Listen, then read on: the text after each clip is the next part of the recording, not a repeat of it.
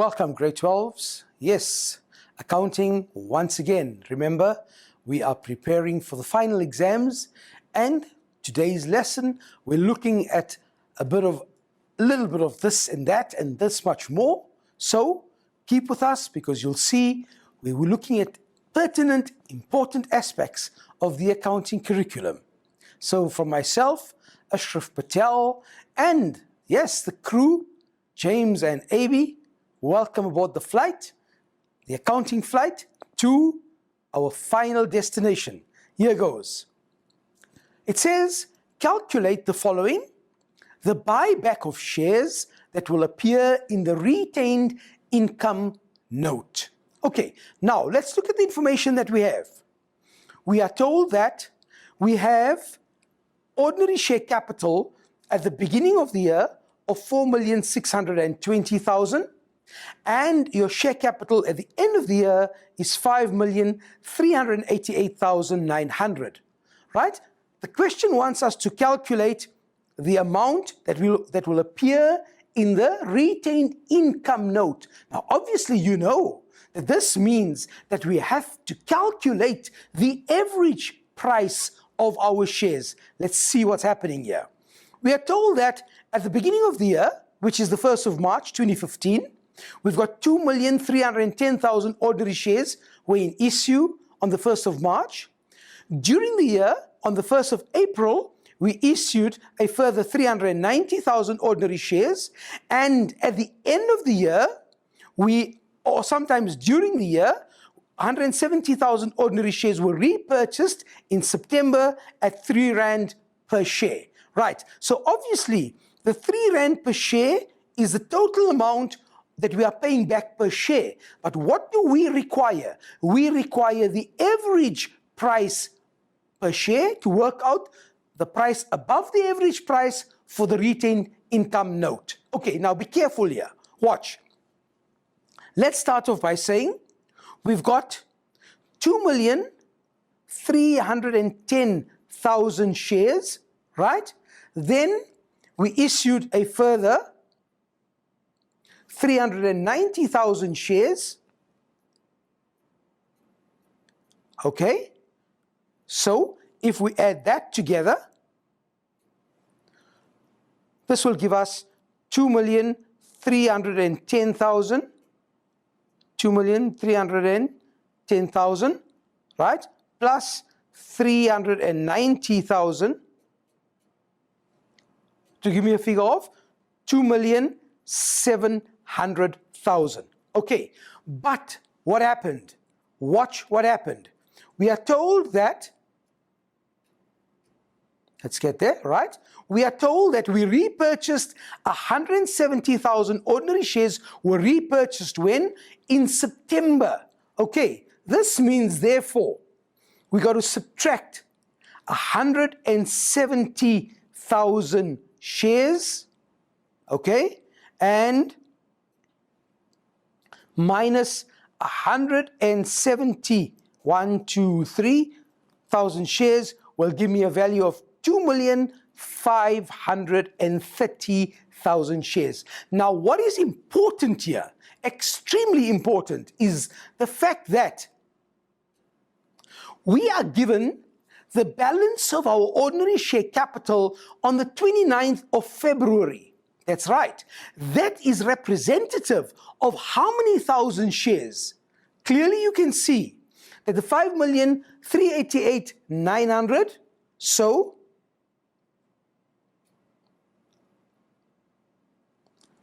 5,388,900. Let's just check that figure. 5,388,900. Okay, there goes. That one there, we have to divide it by 2,530,000 shares. Why? Because that's the number of shares that we got left over at the end of the year. Okay, so therefore, let's do that. We've got 2 million. We got our 5,388,900 divided by 2,530,000 2,530,000. And that will give you a figure of R2.13. Okay, now the R2.13 is your average price of your shares. Now the question that you may be asking is, why am I subtracting this 170,000 shares? Because those are the shares that we bought back, and the figure that is given to you is after your buyback. So this 5,388,900 is the value of your shares after you bought back, and that is represented by the number 2,530,000 shares. I hope you clearly understand that. Okay, fine. So now that we know that we bought back the shares at 3 Rand per share, so simple. If that was the 3 Rand that we bought back the shares at, we take that and we say fine, minus 3 Rand, and obviously your answer is 87 cents above the average price. Okay, that means you bought back these shares 87 cents above the average price. So obviously we would now take 170,000 shares times 0.87, because the price above the average price, and your answer is 147,900, and that is what's going to appear in your retained income. I hope that is crystal clear to you. So look at the calculations involved here that you had to use in order to arrive firstly at your average price per share, which was R2.13. Then these shares were bought back at 3 Rand per share. So obviously above the average was an amount of 87 cents, and that's the amount that goes to your retained income. Okay, next question. We now have to calculate the proceeds of the issue of shares for the cash flow. Now remember something. The most important is your ordinary share capital. Right, where do we start? We start off by saying that my opening balance in my ordinary share capital is 4,620,000. So 4,620,000 is my opening balance. Look at the method that I'm using in order to find what I'm looking for. Right, number 2. I also know that the closing balance is 5,388,900. 5,388,900. Okay, so opening balance, closing balance. There's my opening balance, there's my closing balance. What else do I know? Come on, from my previous calculation, I know that the average price per share was, and we calculated it, do you recall? The average price per share was what? We calculated it at R2.13. Right, okay, this means therefore that I can take my R2.13 and multiply it by what? The number of shares that we repurchased, which was 170,000.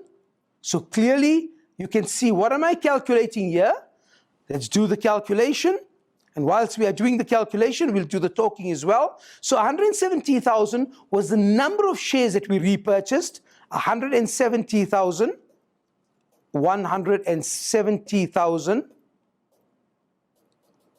Okay, times 2.13. What was that? The average price of the shares, and that gave you a figure of 362,100.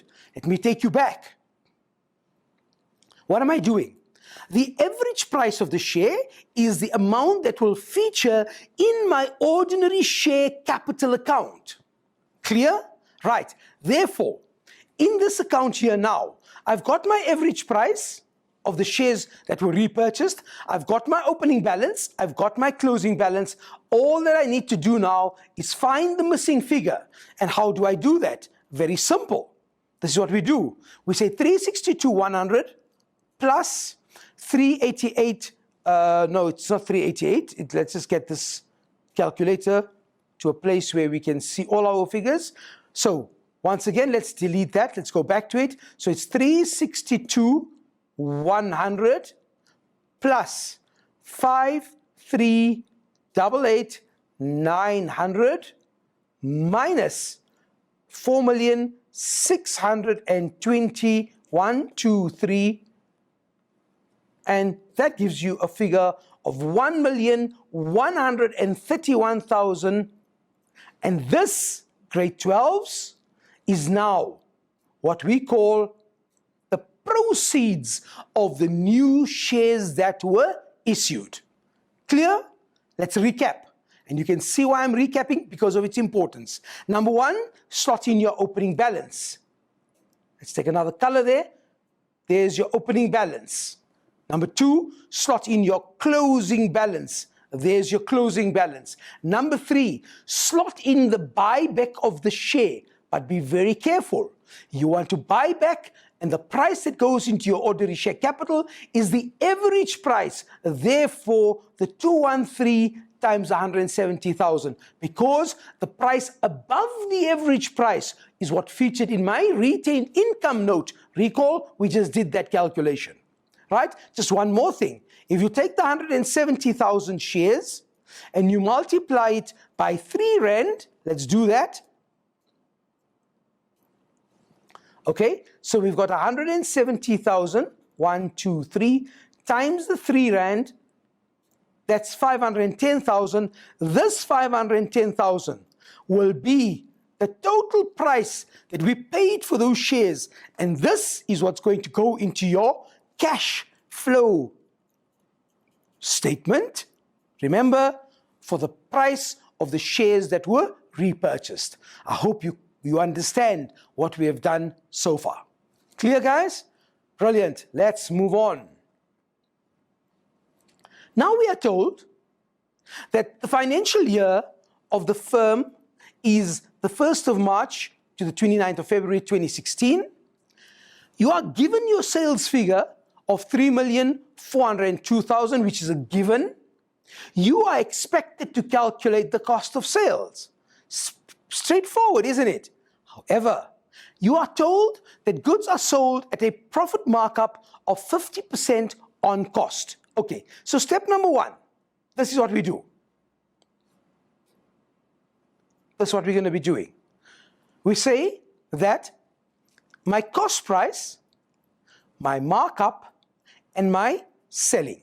Cost is 100, my markup is 50 given to me, my selling therefore is 150. Clear? Remember what we said.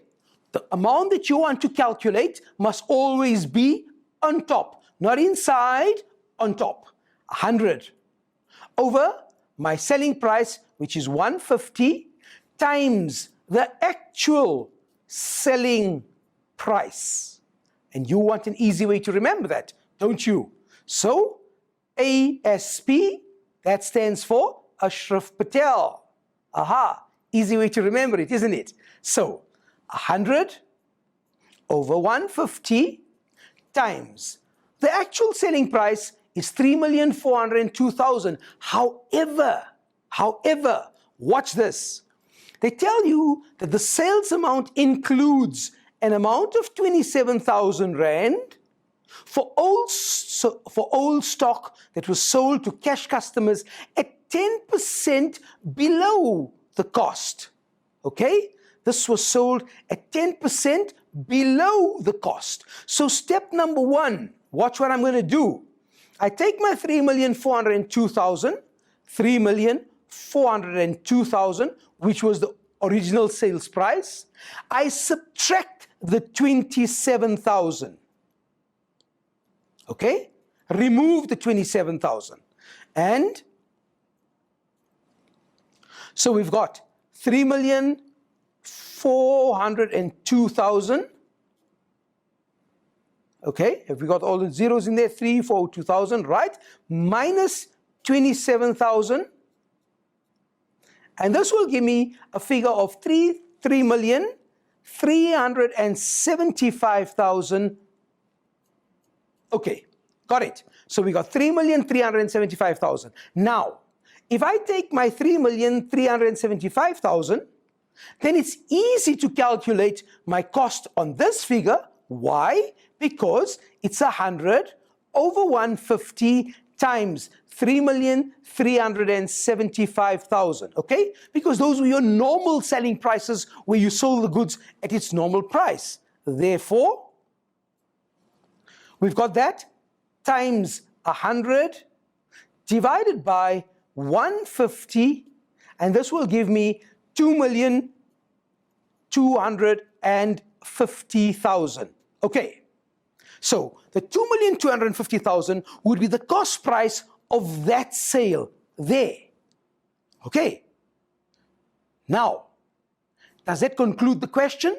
Certainly not, because there's a component that we still have to calculate. And in order for you to know how to calculate that component, you have to stay with me, because I'm going to take a break, and as soon as we come back, we're going to do the second part of that calculation. See you just now. Welcome back, grade 12s. Yes, remember we were busy with that calculation regarding the cost of sales? Now, I'm going to ask you, based on the information that you have here, right? I'm going to check if you can do the calculation for the remainder of the cost of sales, taking all this information into account. You've got that information by you, and you've got 1 minute, guys, to work out for me the calculation of the remainder of the cost of sales. I've done one part for you already. I expect you to now do the second part. Your minute starts now. Go for it.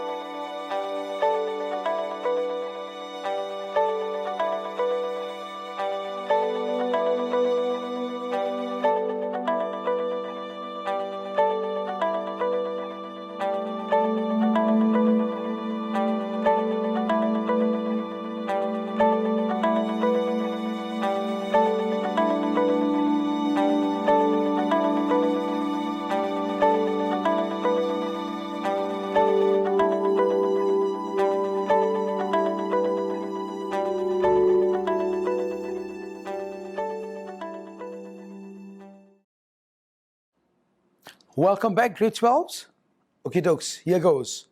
Right, now you are told that you had sold goods to the value of 27,000 Rand, okay? But these goods were sold at 10% below cost. In other words, you sold these goods 10% below cost. There's your information, meaning that this 27,000 is equal to 90%. Why? 100% minus 10 is 90%, 10% below cost. What are you trying to determine? What was the total cost, the actual cost price of these goods? So you say X is equal to 100%. Let's do our calculation now. So all that we do is we take 27,000 times 100 divided by 90, and this is equal to 30,000 Rand. Voila. What have I done? I've now calculated the cost price of those goods that were sold at a special sale. In other words, my total cost of sales will now be, watch, open your bracket, 2,250,000 plus the 30,000 Rand on the special sale. So we say that plus 2,250,000, 1, 2, 3, and there goes. Your answer is 2,280,000. That is your cost of sales figure, 2,280,000. Got it? Okay, next question. I told you we got a mixed bag for you today, and you can see the idea is for you to understand how to do these calculations, because obviously they form part of your adjustments. It says here that your financial year starts on the 1st of March and ends on the 29th of February. We are asked to calculate the director's fee as it would appear in my income statement. Right, what do we know? We are told that the director's fees amounted to 316,100, right? We are told that the company had 2 directors on equal pay from the 1st of March. That means they were employed from the 1st of March until the 29th of February, 2 of them. In other words, the first one was employed for 12 months, agreed? And the second one was employed for 12 months as well. Clear? So it told you 2 directors on equal pay, both of them equal, from when? From the 1st of March. A third director was appointed on the 1st of September, right? So let's count. It's September, October, November, December, and January. I'm stopping at January. Why? Excuse me, it says here that this director's, watch, what's important, read. RTFQ. You know what it stands for, don't you? Read the full question. We're not going to swear, James. We are on TV, so we can't swear, right? Okay, so what are we saying? We're saying, read the full question. What are you told? This director's fee for February 2016 was not yet paid. Which one? The third director. So he was appointed on the same fee structure, but his fee for February is outstanding. So watch, let's go again. We've got September, October, November, December, and January. 1, 2, 3, 4, 5. So we add the 5 months there. So this will give me a total of 29. Why? 12 plus 12 is 24, plus 5 is 29. Okay, what can I now do? All that I do now is I take my 100, okay, and I divide it by 29. Why 29? Because one director was paid for 12 months, the entire financial year. The other director was also paid for the entire financial year, another 12 months, and the third director was only paid for 5 months. That means he did not or she did not receive the February amount. Therefore, 29, and this is equal to 10,900. Watch. Now we say 10,900. So, in other words, we say open bracket 316,100 plus the 10,900. Okay? And then this will then give me, so we've got the 10,900 plus the 316,100, and this is equal to 327,000. That's the figure that would appear in my income statement, okay, or my statement of comprehensive income as it is now known. So what have I done? I've done the adjustment in terms of the information that was provided. At the same time, remember that in your balance sheet, right, under trade and other payables, yes, under trade and other payables, what was my adjusting entry? A debit to director's fees and a credit to accrued expenses. So under trade and other payables, under my item accrued expenses, I would include my amount of 10,900. Clear, grade 12s? Again, I'm stressing the importance of reading the information correctly.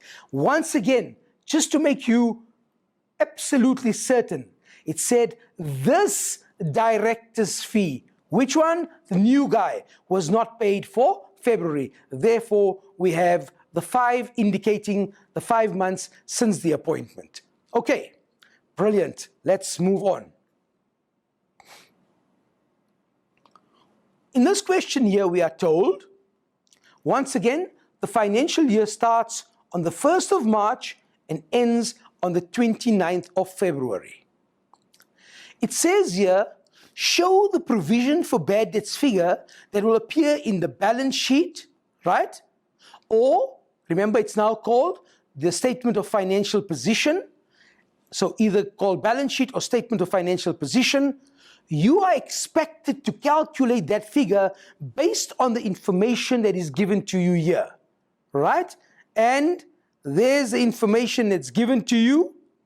You have, okay, we'll give you 2 minutes because of the number of entries there.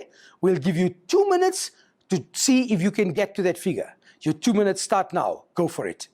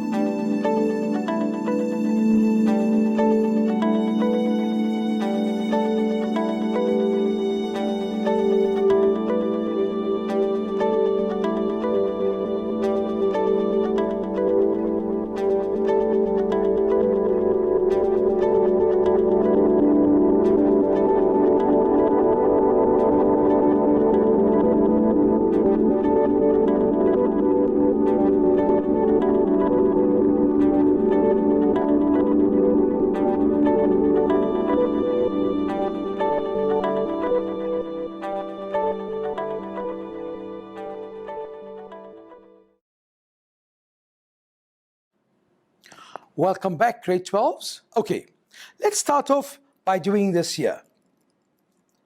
We start off by saying,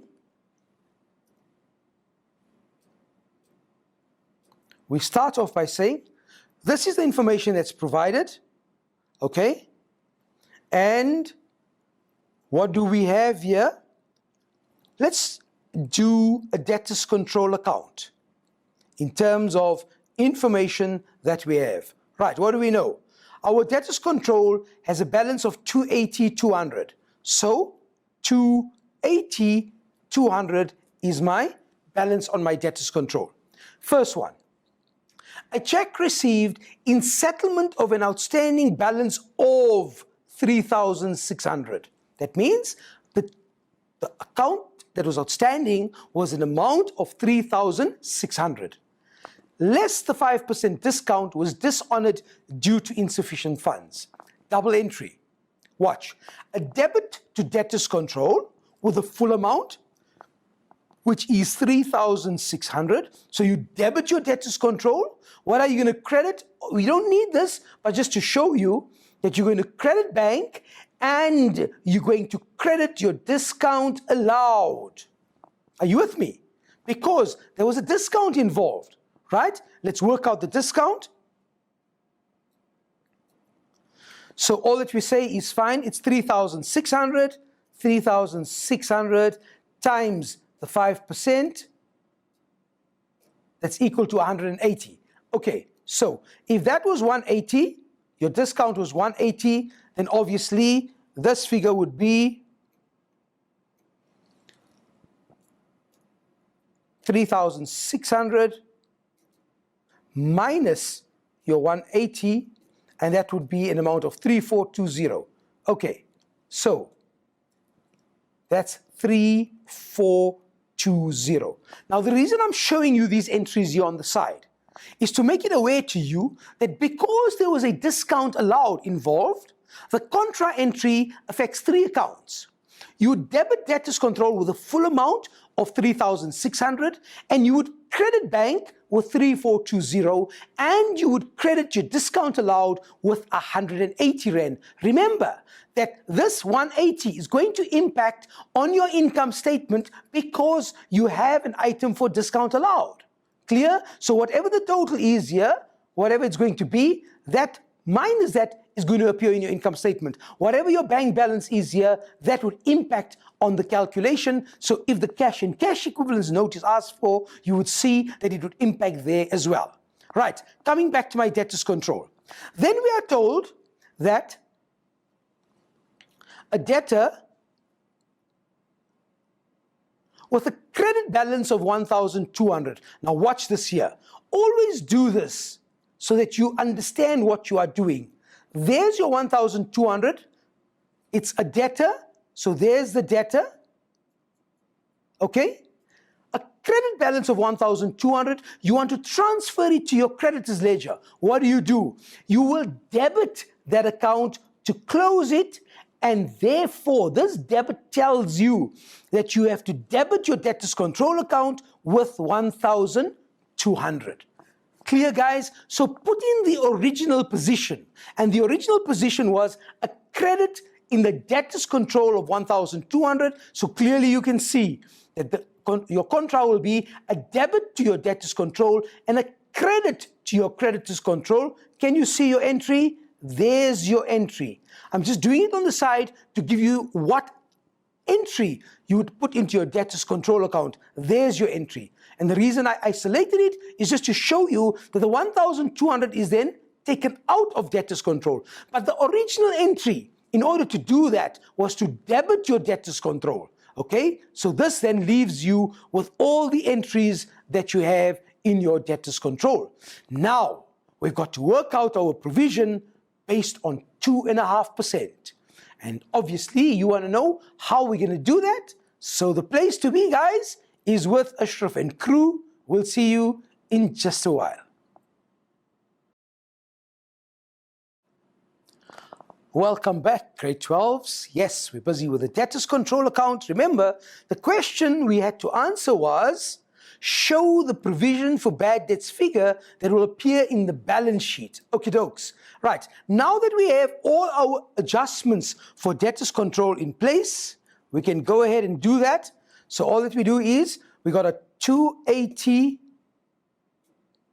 200 as my balance, plus the 3,600, which was my dishonored check, plus the 1,200, which was the transfer, to give me a total of 285,000. So that is your new balance in your debtors control account. Right, and it must be adjusted, and the adjustment said we must adjust it to 2.5%. Okay, let's do that. So we take that times 2.5%. Okay, and the answer is 7,125. That's the amount that's going to appear in my balance sheet as my new provision for bad debts. But I want to take this question a wee bit further.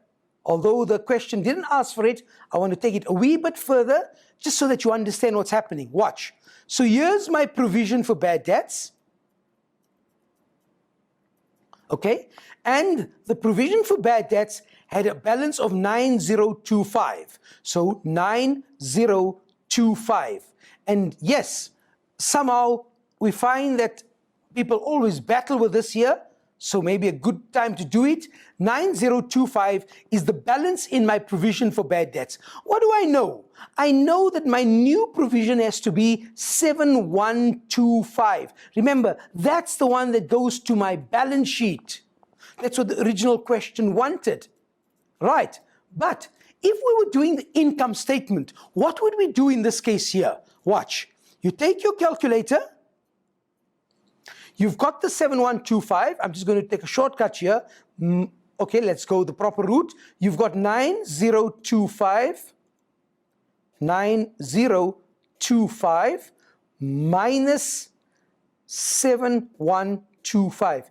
Clearly you can see that in order to arrive at this situation here, what do we need to do? We need to debit the provision for bad debts to reduce it. And once again, what type of an account is this? A balance sheet account. What type of balance sheet account? It is a negative asset, right? To decrease a negative asset, you need to debit it. There's your debit entry. As a result, you now have a new balance of 7125. Now, this 1,900, what will happen to it? This 1,900 is what's going to appear as provision for bad debts adjustment, right? A credit of 1,900. And remember, when this account is credited, it now becomes an income, and you show it under your other incomes in your statement of comprehensive income. Clear, guys? I hope so. So what I've done with the provision, I've showed you what goes to the balance sheet. The new figure that you calculated goes to your balance sheet, and the adjusting amount by which you adjusted that provision goes to your income statement, also known as the statement of comprehensive income. Clear? Great stuff. Next one.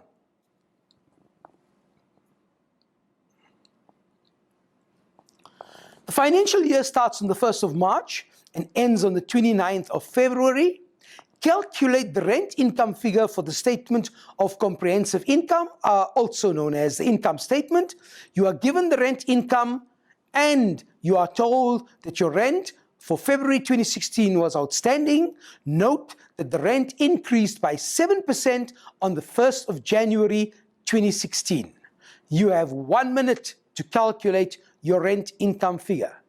Go for it.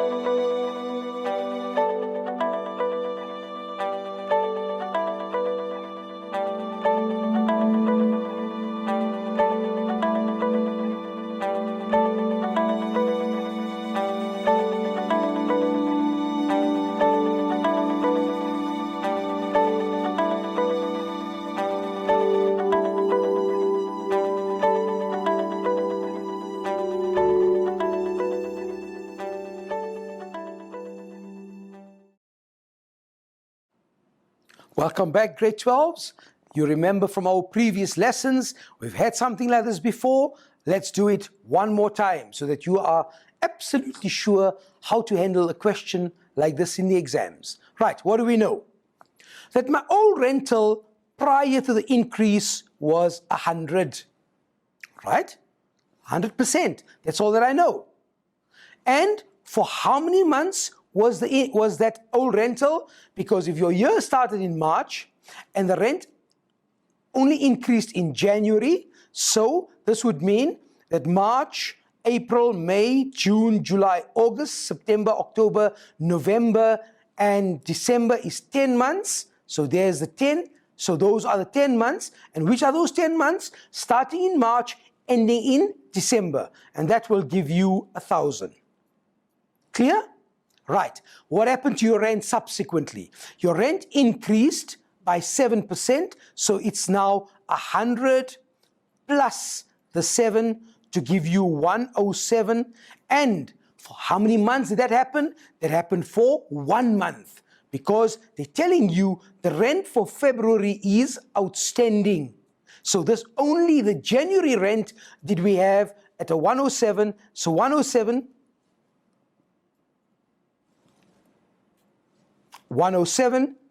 let's just do that again. 107 times 1 is equal to 107. Right, so let's add this. 1107 is equal to, right, what is my rental figure?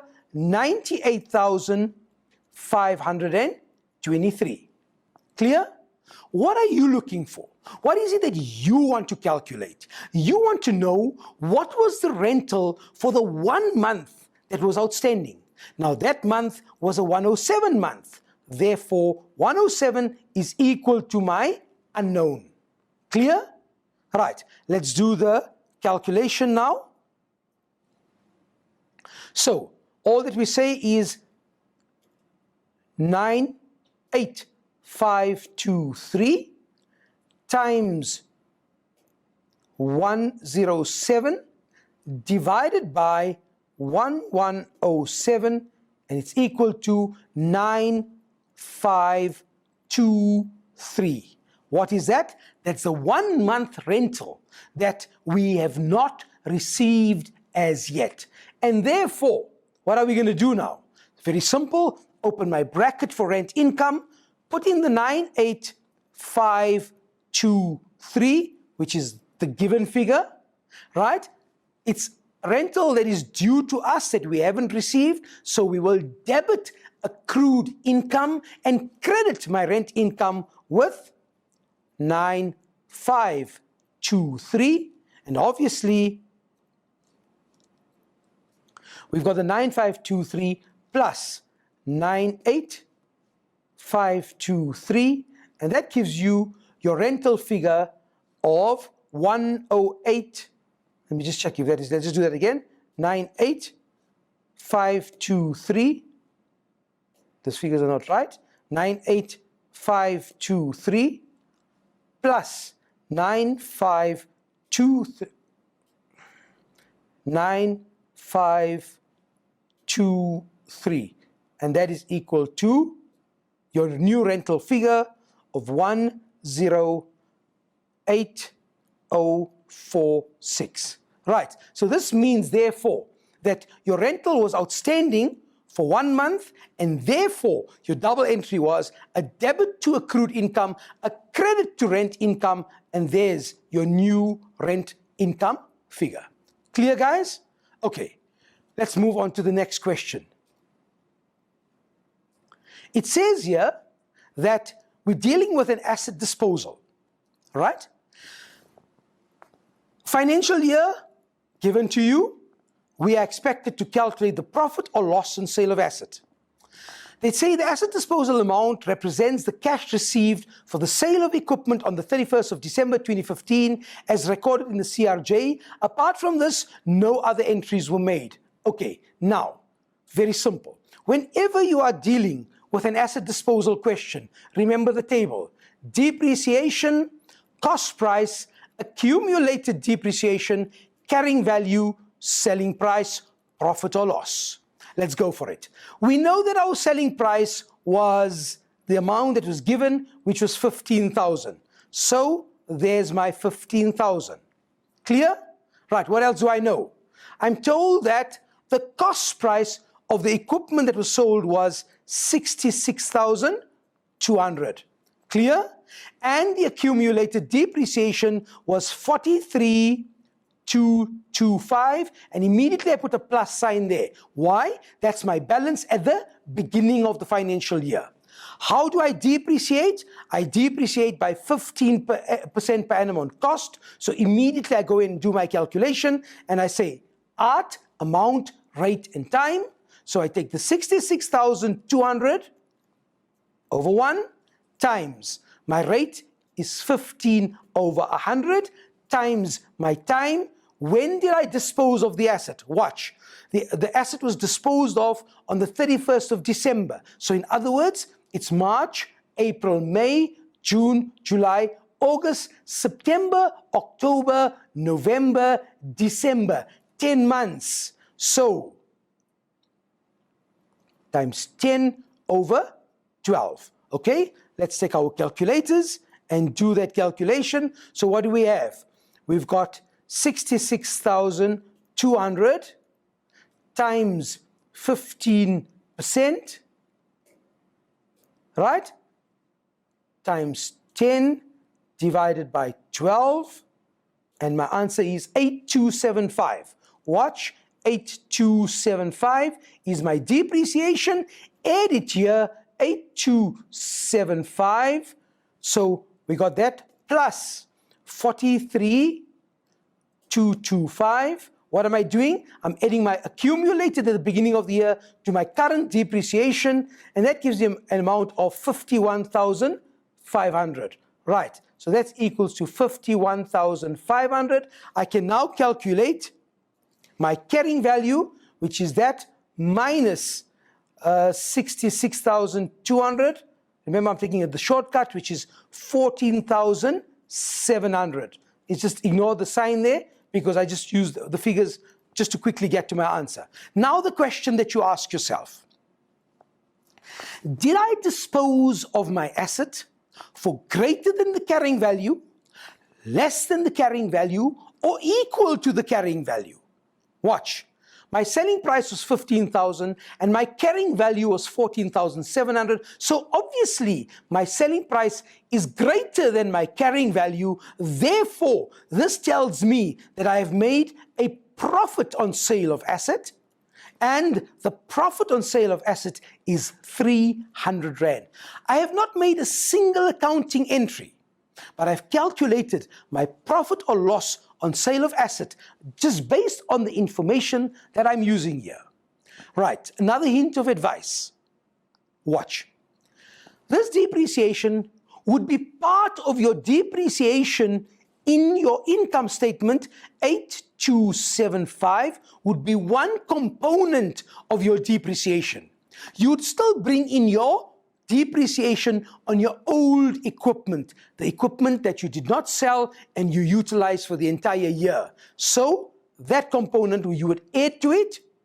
And if you had bought new equipment, that would also be depreciated, and that would then give you your total depreciation for your income statement purposes.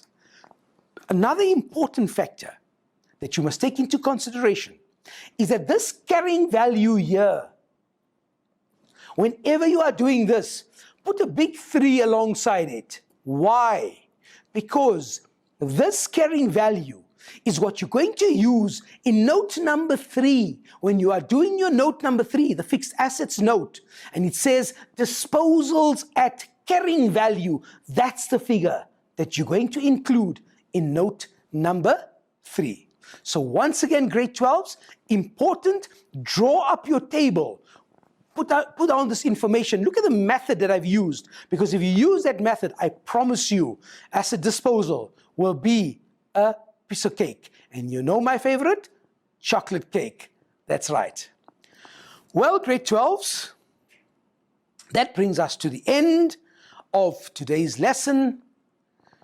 From myself, Ashraf Patel, and the crew, James and AB, we wish you well for the exams. And yes, we want you to be, what do we want you to be? We want you to be the accounting. Rather, we want you to be Ashraf's accounting shining stars. Keep on shining bright, ace that paper, keep your feet on the ground, and be good. Until the next time, cheerio.